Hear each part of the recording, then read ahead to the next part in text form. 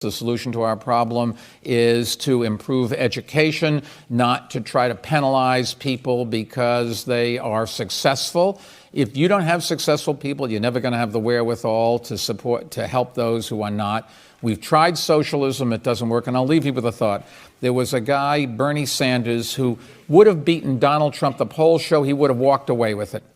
But Hillary Clinton got the nomination for a variety of reasons. What did Donald Trump stand for? He stood for something, he called it democratic socialism. And the young people, I don't mean to knock young people, I wish I was one again, but young people listened to Donald Trump, to Bernie Sanders, and they said, yeah, democratic, that's good. Socialism, yeah, that's that social media stuff. Because our kids no longer learn civics in school, they no longer study Western history, they no longer read Western literature.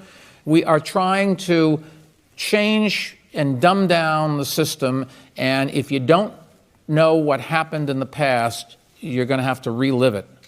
It's unfortunate, but true, and I think it's very dangerous, the world we're going into. You see both the left and the right coming up here.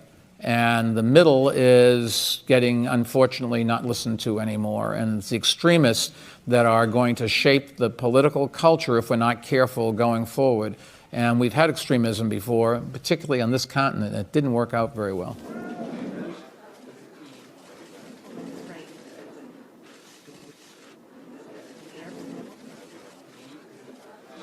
95% of your murderers and murder victims fit one MO. You can just take the description, Xerox it, and pass it out to all the cops. They are male, minorities, 15 to 25. That's true in New York, it's true in virtually every city. And that's where the real crime is. You've got to get the guns out of the hands of the people that get killed. So you want to spend the money for a lot of cops in the street, put those cops where the crime is, which means in minority neighborhoods. You think about it.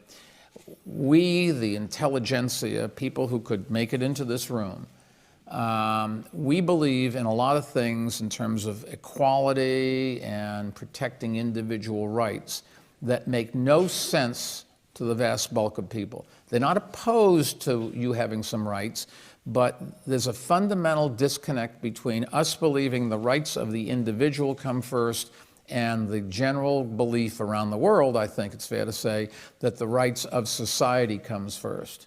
And so I don't know how many are familiar with the bathroom issue in the United States. Anybody know what I'm talking about? If you want to know, is somebody a good salesman, give them the job of going to the Midwest and picking a town and selling to that town the concept that some man wearing a dress should be in the locker room with their daughter. If you can sell that, you can sell anything. I mean, they just look at you and they say, what on earth are you talking about? And you say, well, this person identifies his or her gender as different than what's on their birth certificate. And they say, what do you mean? You're either born this or you're born that. And, you know, I will say in our prison system in New York City, we have to have the policy when you walk in, you know, drop your trousers, you go this way, you go that way. That's it, because you can't sit there and you can't mix things in a jail. That's a practical case of where you have to make a decision. But it's so many things that we are nuanced, and the social issues that we're very proud of achieving aren't believed by the vast bulk of the people. I got something important wrong. I got something important really wrong. I didn't understand that back then, the full impact that stops were having on the Black and Latino communities. Family politics is so difficult. It is my pleasure to give these Made in New York awards to the Prides of Flushing. In alphabetical order, Bob and Harvey Weinstein.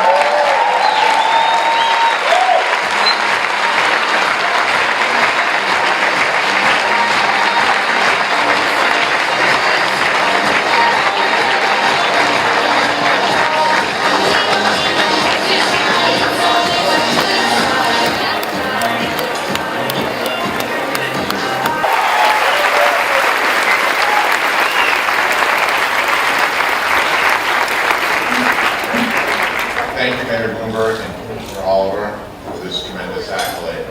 I do want to say that we've had tremendous years, but about 4.5 years ago there was a bump in the road, and I called our mayor, and I just said, things are a little topsy-turvy here at the company. We could be moving jobs to California, and we don't want to leave New York City. And the mayor, extremely busy as he was with so many more important things, dropped a lot of things and got it done for us. So the mayor's there in a big way, and the mayor's there in an individual way. And I don't think Bob and I would be on this stage if the mayor wasn't there for us. So thank you, Mayor.